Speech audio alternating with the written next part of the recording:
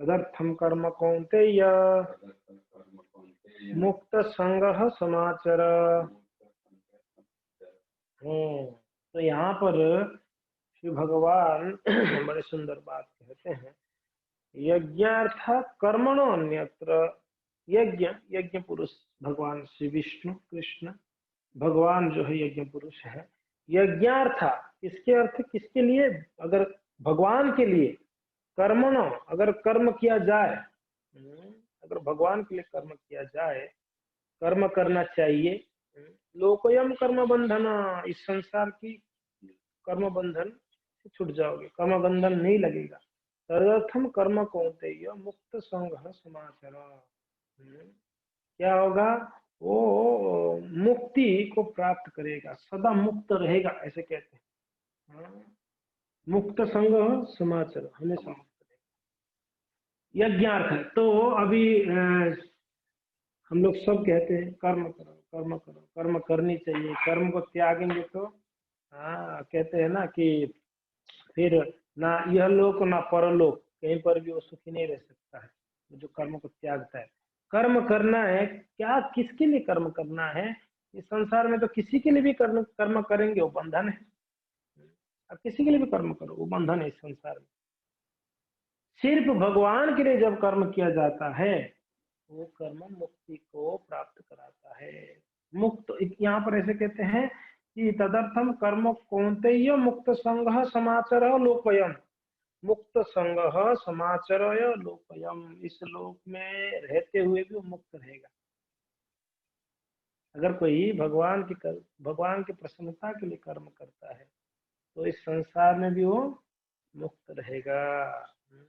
अनुवाद एक बार पढ़ लेते हैं।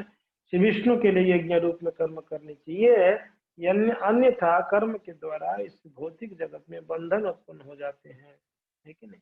अतः हे कुंती पुत्र, उनकी प्रसन्नता के लिए अपने नियत कर्म करो, इस तरह तुम बंधन से सदा मुक्त रहोगे। अगर भगवान के लिए कर्म किया नहीं जाए तो क्या होगा? वो बंधन हो जाएगा। लोकयम कर्म बंधन, कर्म बंधन लगेगा। हम सभी लोग दुख भोग रहे हैं कर्म बंधन के कारण। वो भले ही पुण्य कर्म हो या पाप कर्म, दोनों कर्म हमारे लिए बंधन है। लेकिन सिर्फ भक्ति ही ऐसा है जो भगवान के लिए कार्य किया जाता है, वो हमको ये बंधन से मुक्ति कर देगा। तदर्थम कर्म कौन्तेय, हे कुंती पुत्र, अब क्या करो? भगवान के लिए कर्म करो, अपने नियत कर्म। एक होता है नियत कर्म और एक होता है नित्य कर्म, है कि नहीं? नियत कर्म कौन सा है? जो निर्धारित है। क्या निर्धारित है? गृहस्थ के लिए कुछ निर्धारित है, क्षत्रिय के लिए कुछ निर्धारित है, ब्रह्मचारियों के लिए कुछ निर्धारित है। ये नियत कर्म है कि नहीं? नित्य कर्म, नित्य कर्म को भागवत धर्म भी कहते हैं। वैसा भागवतम में, श्रीमद् भागवतम में 11वां स्कंद में नवयोगेंद्र जी ने निमि महाराज जी को उपदेश दिए, भागवत धर्म के ऊपर कहते हैं। जो नित्य कर्म है वही भागवत धर्म है, ध्यान रखिए। जो नित्य कर्म है, नित्य कर्म भगवान की भक्ति, ये नित्य कर्म है। नियत कर्म, ये नित्य कर्म कभी चेंज नहीं होता है, नियत कर्म चेंज हो जाता है। समझ में आ रहा है? नियत कर्म चेंज हो जाता है, मगर यहाँ पर भगवान कहते हैं कि आप अपने नियत कर्म करो। हे अर्जुन, आप क्षत्रिय हो, इसके लिए आप अपना नियत कर्म करो, मगर इसके लिए यज्ञार्थ कर्मणान्यत्र, इसके लिए करो, मेरे लिए करो। मैं कह रहा हूं ना, मेरे लिए करो, भगवान कह रहे हैं भगवान के लिए करो। नित्य कर्म हमारा कौन सा है? भागवत धर्म है। सुबह उठना है, मंगल आरती करना है, नाम जपनी है कि नहीं? भागवत पढ़नी है, भगवान का सेवा करनी, ये हमारा नित्य कर्म। नित्य कर्म कभी, नित्य कर्म या नित्य धर्म कभी चेंजेबल नहीं है, चेंज नहीं होगा। नियत कर्म चेंज हो जाते हैं। आज कन्या है तो वो बेटी का जिम्मेदारी है, जो विवाह हो जाएगी पत्नी की जिम्मेदारी हो जाएगी, चेंज हो गया उसका कर्म चेंज है कि नहीं। वो बेटी जैसा रहेगा चलेगा क्या, नहीं चलेगा, फिर उसको पत्नी बननी पड़ेगी। जब कोई बच्चों का माँ हो जाती तो फिर माँ की उसका धर्म निभाना पड़ता है उसको, है कि नहीं। अगर वही पत्नी कोई स्कूल का टीचर है तो फिर वो जब स्कूल जाती है तो टीचर बनना पड़ता है, टीचर का कर्म करना पड़ता है कि। तो ये नियत कर्म चेंजेबल है, चेंज होगा, नित्य कर्म चेंज नहीं होगा। वो बेटी थी तब भी 16 माला जपेगी, बहू बनने के बाद भी 16 माला जपेगी, माँ बनने के बाद भी 16 जपेगी, ठीक है नहीं।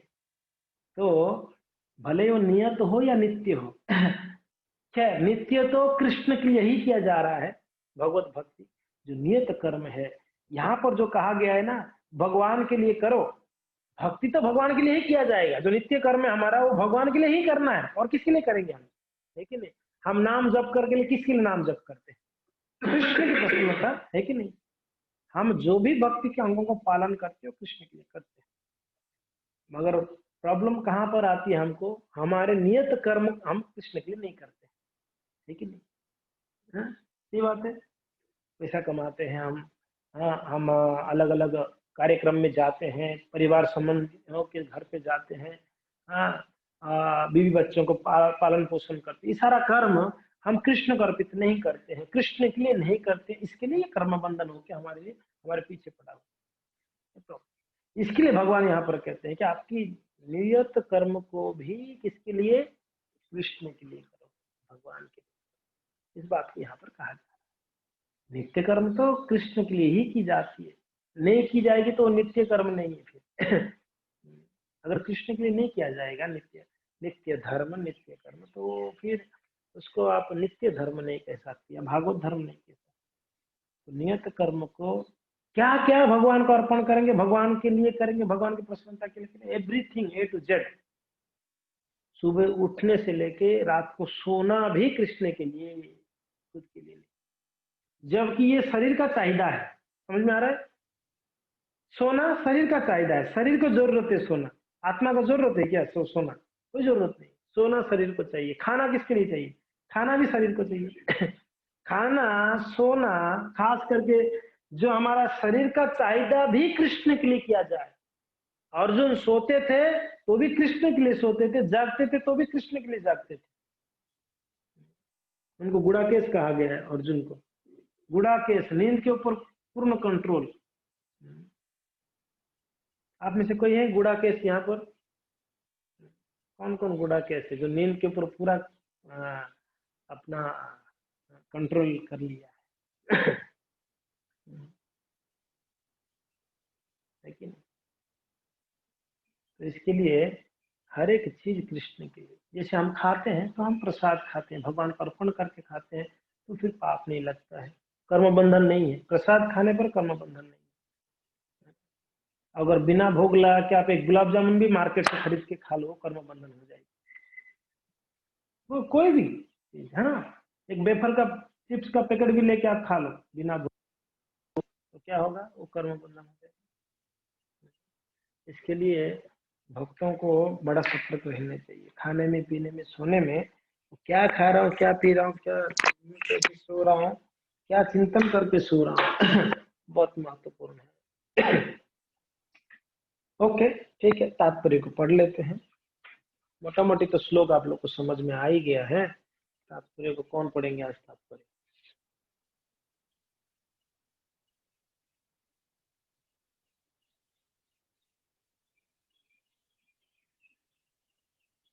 रंजन को पढ़ेंगे, ठीक है। हाँ पढ़िए पढ़िए।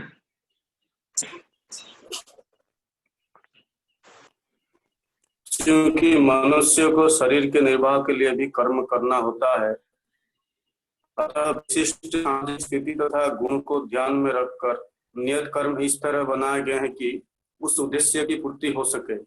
यज्ञ का अर्थ भगवान विष्णु है, सारे यज्ञ भगवान विष्णु की प्रसन्नता के लिए है। वेदों का आदेश है यज्ञ वही विष्णु हो। दूसरे शब्दों में, चाहे कोई निर्दिष्ट यज्ञ संपन्न करे या प्रत्यक्ष रूप से भगवान विष्णु की सेवा करे, दोनों से एक ही प्रयोजन सिद्ध होता है।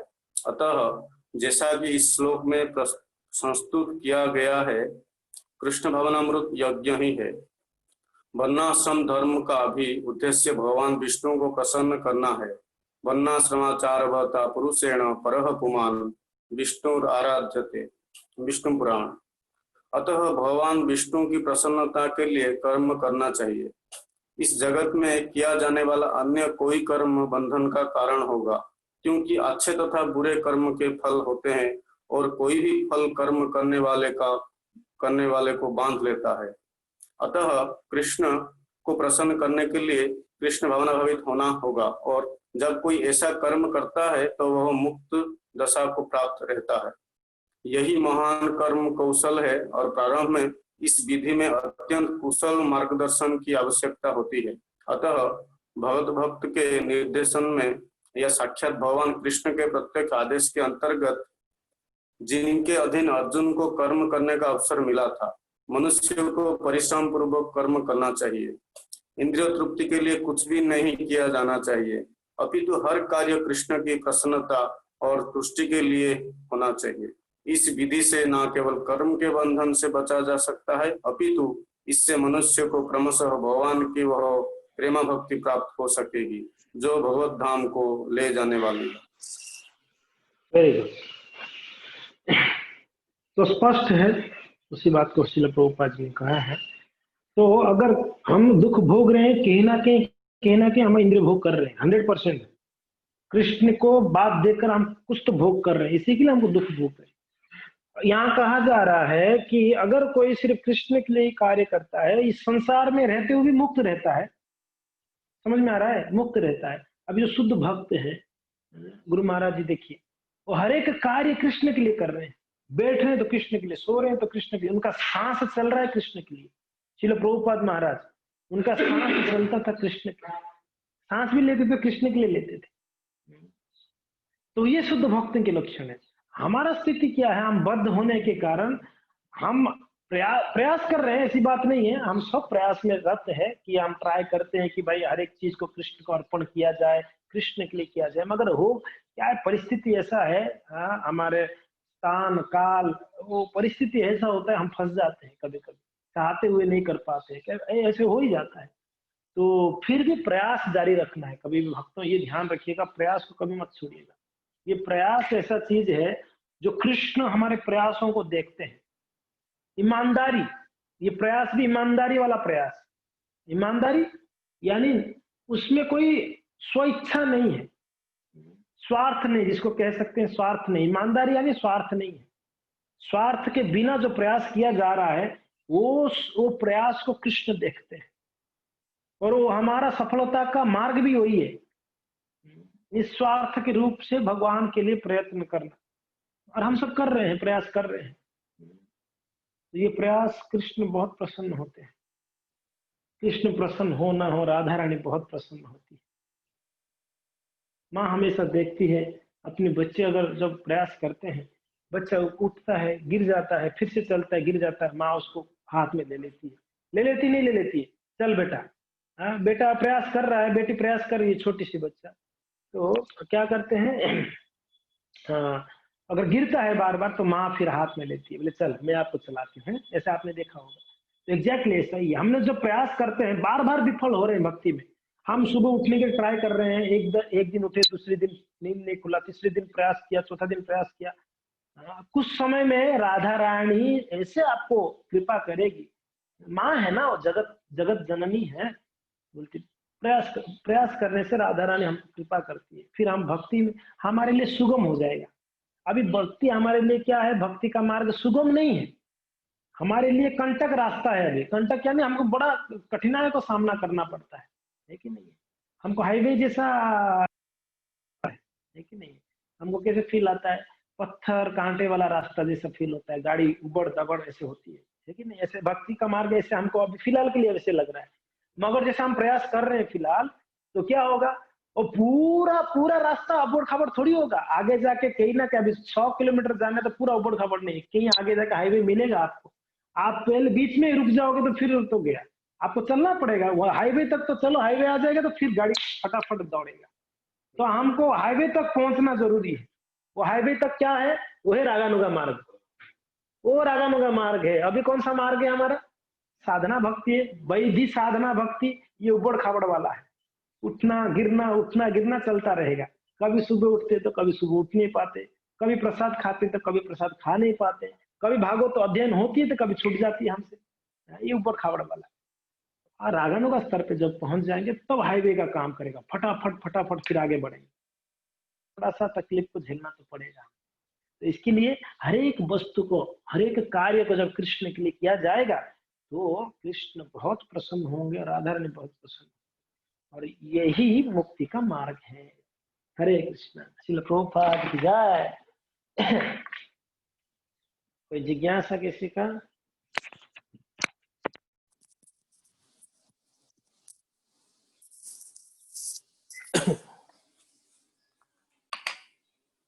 अनिता मत जी, समझ में आ रही है ना?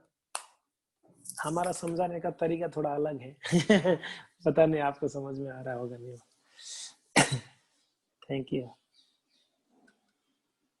किसी का कोई जिज्ञासा है?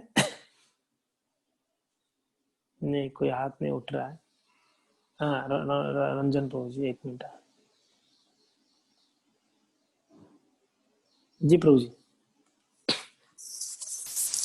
हरे कृष्णा। धन्यवाद। प्रणाम प्रभु जी। धन्यवाद प्रभु जी। प्रभु जी, हम बहुत ही कार्यों को मन में ऐसे क्या भाव लेकर करें कि हम सोचे कि हम भगवान के लिए कर रहे हैं, लेकिन ये भाव जल्दी आता नहीं है। और भौतिकवादी से ज़्यादा मिलने से हमारा भक्ति से भी हम विच्युत होते हैं। प्रभु जी, मतलब क्या भाव लेके काम करना चाहिए कि हमें लगेगा कि हम भगवान कृष्ण के लिए ही काम कर रहे हैं? Very good. हाँ, एक छोटा बच्चा का भाव क्या होता है? एक छोटा बच्चा का क्या क्या भाव होता है? मैं बिल्कुल अनक्वालिफाइड हूँ, एक बच्चा, मेरा कोई सामर्थ्य नहीं है, ना चलने का, ना बोलने का, ना खाने का, ना क्या। वो पूर्ण रूप से माँ के प्रति निर्भर रहता है। माँ खिलाएगी तो खाएगा, वो खुद नहीं खाता है। बच्चा है ना, छोटे बच्चे का आप देखा होगा, पूर्ण रूप से निर्भर रहता है। 1 मिनट में आपको म्यूट करता हूँ थोड़ा सा। हाँ, तो पूर्ण रूप से जब वो निर्भर रहता है माँ के प्रति, तो इसके लिए वो हर कार्य बड़ा बिंदास करता है। देखो, बच्चा को कोई टेंशन बाजी नहीं है, छत के ऊपर भी चला जाएगा, कहीं भी कूदेगा फूदेगा, उसको पता है माँ है ना। तो ऐसा हम जब काबिलियत बनने लगते हैं ना, तब प्रॉब्लम होती है। काबिलियत समझ में आ रहा है ना? ज्यादा स्मार्ट बनने लगते हैं हम, तब हम फंसते हैं। नहीं, मेरा कोई क्वालिफिकेशन नहीं है, मैं जो कार्य कर रहा हूँ कृष्ण, अब इस कृष्ण ने शक्ति दिया है, बुद्धि दिया, इसलिए ये कार्य हो रही है। कृष्ण की कृपा से हो रही है हर एक कार्य। तो कृष्ण की कृपा से हो रही है, इसलिए सारा श्रेष्ठ कृष्ण के लिए, कृष्ण का होना चाहिए, गुरु को होनी चाहिए, प्रभुपाद जी को होनी चाहिए।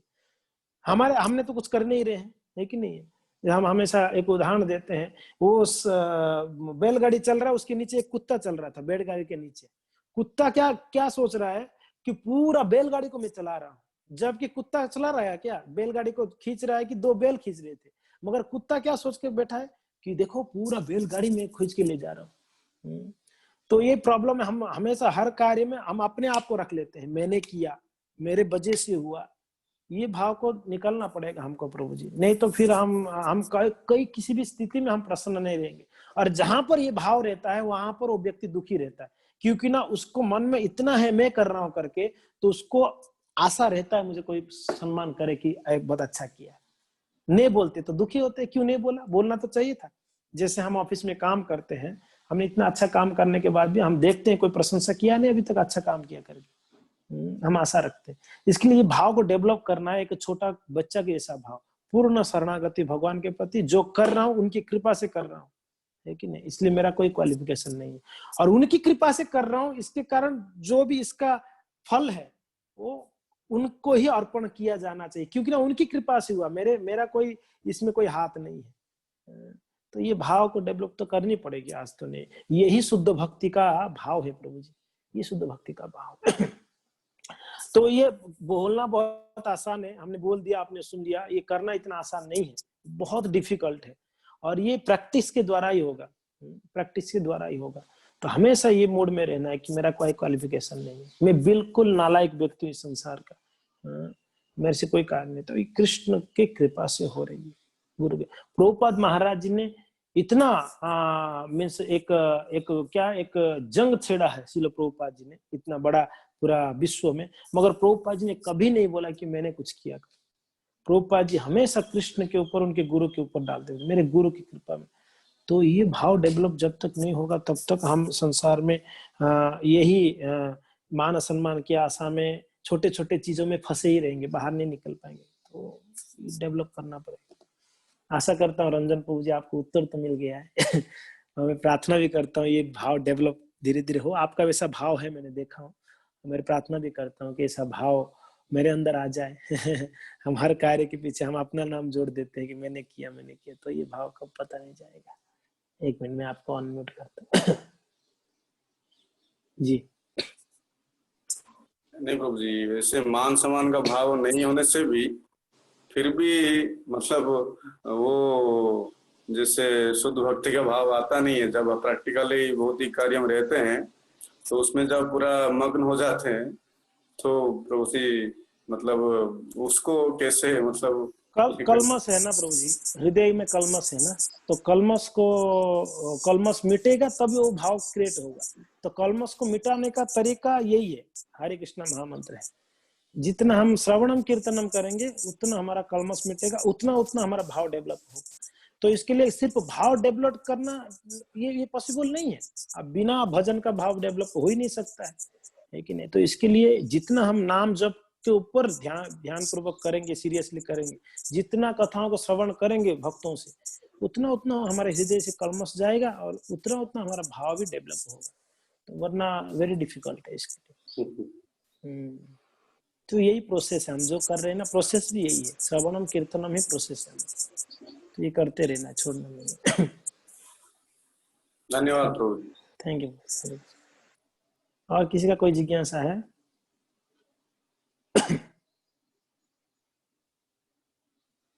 ठीक है, आप लोग ने क्विज में अच्छा सब लिखे हैं। हाँ, कुछ भक्तों ने बहुत सुंदर लिखे हैं। तो हम बहुत जल्दी रिजल्ट देंगे आपको। हाँ, आप लोग कथा ध्यान से सुने थे?